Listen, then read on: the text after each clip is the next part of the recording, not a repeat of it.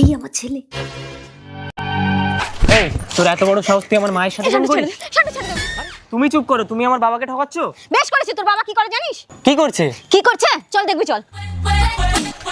ওই দেখ।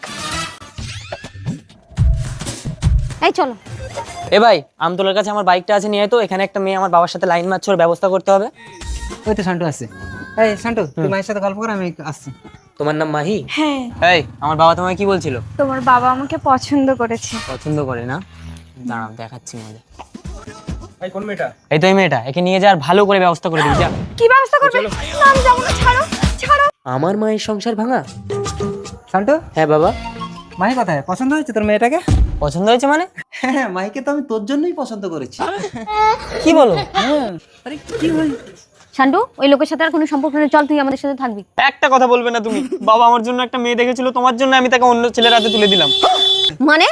তুমি যে মেয়েটাকে নিয়ে বাবাকে সন্দেহ করে অন্য একজন ধরেছো, আসলে সে মেয়েটার সাথে বাবা আমার বিয়ের কথা বলছিল। দেখো, তুমি আমাকে ক্ষমা করে দাও।